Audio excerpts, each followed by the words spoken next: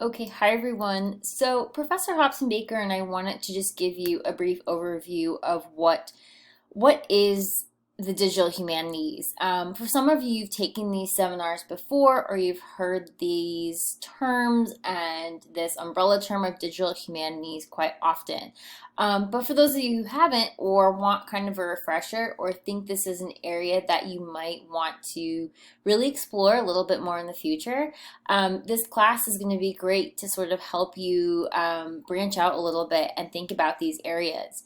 So we've included a lot of different resources for you on what are the digital humanities. We want you to explore a little bit more. We want you to go into some of the projects and things that have been published. But quite simply, probably one of the biggest questions we get all the time is what is digital humanities? Like, you know what these two terms are, and combined, what exactly is this field? And there's great definitions, great simple definitions out there, which are very, very true to the fact that digital humanities is this area of scholarship. It's study, and you have this emergence. You're intersecting digital technologies. You're using computers, you're using other applications, you're using other web resources, lots of other different types of technologies, and you merge that with the humanities disciplines. Different fields such as English, the languages, history, art forms, art history, the possibilities, philosophies, the possibilities are endless with that. And it's not only merging that, it's really bringing them together and looking at how you're going to use these resources that were once just maybe on a page. You're going to merge them into a digital platform, and then how do you analyze them from there?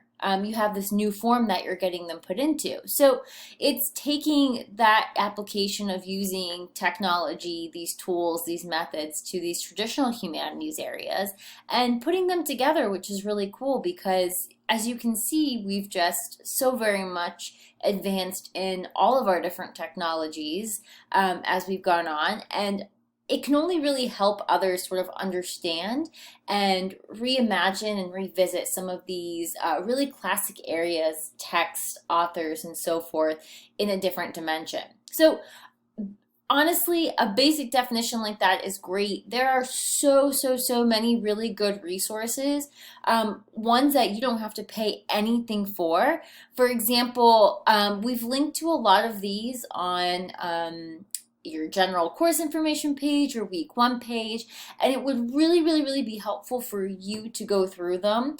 Now, some bigger universities or research institutions have their own digital humanities majors, minors, or even quite prominently digital humanities centers.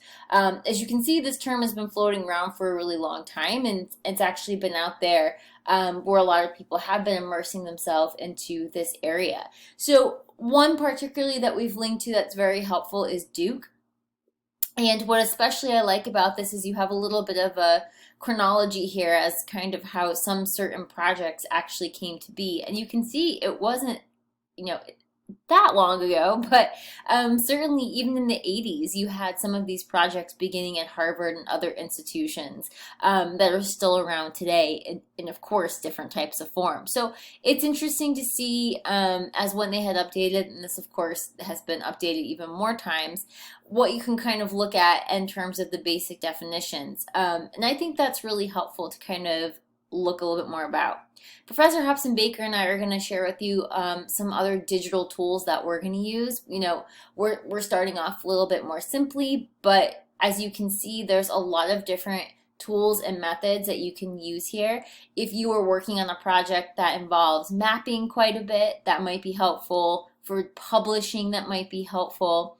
Or quite basically text analysis. There's some really easy programs that we can use to do that, and these are just a couple examples of that too.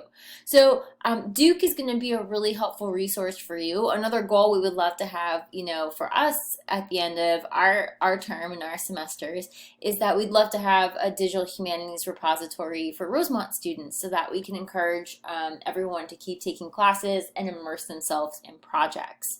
Another great comes from USC. Their library has a whole research guide on the digital humanities, and I found these really helpful to go through from the basics of what are the digital humanities from the different definitions that I've read to you. Some of you who've taken digital humanities classes before will remember some of the texts that we've used. And Joanna Drucker was one of the authors that we studied last time.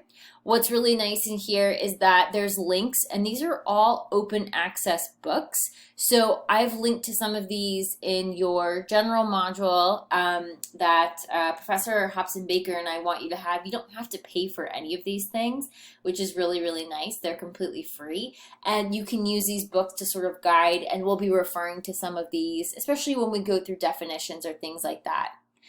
A nice setup here as well, talking a little bit more about different tools or different kind of other resources that others might use depending on what kind of like project that they're working on. You can see here, like I mentioned, if you're mapping something, if you're analyzing text, if you're transcribing, if you're working in the archives or something like that. There's all different types of different, programs and formats and things like that that you can do. So that might be interesting to you as you're thinking about what you want your focus to sort of be. And what also is really, really helpful, we've linked to a lot of these, see what other kind of research and projects other people have been doing. Yeah, they might be a little bit more advanced, but that's totally okay. We just kind of want you to get a sense of what some of these projects maybe started out to be, what they kind of, ended up being, and, see sort of what appeals to you, both visually, aesthetically, and then something that you might want to also look at. The other cool thing is there are a lot of different blogs, communities, Twitter spaces that you can follow that are dedicated to digital humanities, which is great. You can really keep up to date on some of these areas. I like to follow some of the blogs because I think it helps me kind of envision, how fast technology is always changing. So there's always something new evolving along the way. So Professor Hobson Baker and I will look at these and definitely keep you, if there's one or two you want to follow and write about this semester, I think that would be really, really helpful. And of course, other digital libraries, resources that can be helpful to you, I think are always good to have on your radar. So we've linked to the USC Library Research Guide, which is, in my opinion, one of the best. And from on here, you can see as well, there's some other really, really good communities and places that you can go. This comes from Bridgewater State up in Massachusetts, and this is another great website that has really good basic rundowns of, as you can see here, what exactly we're looking at with digital humanities. A major might look at a digital humanities if you had a digital humanities center on your campus, what those, kind of involved with that would look like too. And then, of course, what I think is going to be most helpful, linking to you and showing you different tools that you want to use. You might use some of these already. I use Evernote quite a bit just in my everyday kind of life to keep track of different things, to make lists. So some of these might not look too out of the box for you if you work a lot in animation or you're on social media a lot. Maybe you had an internship or job that worked with that. Some of these other, I know a lot of you use Canva, which is great for presentations. We've used Audacity for podcasts and other different types. You are JSTOR pros, I know, for research. So you might be quite familiar with some of these things before, but sometimes it's nice just to play around. And if not for this class, you might also use some of these for other classes, which could be really, really cool. So a big part of digital humanities is taking some chances and exploring, and it's okay to have a lot of different interests. We have 7 weeks here, and we're going to try to narrow some of your interests down and focus on how we can apply digital humanities to Rosemont College. It's no surprise to you that Rosemont will be celebrating its 100th year, its centennial in the spring of 2021, and we have a great deal of history embedded into our college. It would be so wonderful to combine these different areas of history, of literature, of study, of alumni, of a beautiful campus space, take those, analyze them, see what they mean in 2021 and 2020 that we're currently in, but trying to forget about probably, and just sort of see what kind of projects we can really bring to life, so others can understand a little bit more about the humanities, the digital humanities, and Rosemont College in general. So have fun exploring. Really take I know Professor Hobson Baker and I would say take some time this week to do this. It is a really big part to just kind of understanding and exploring a little bit more of really what the digital humanities can kind of offer you. Let us know if you have any questions, and we are so excited to work with you this semester.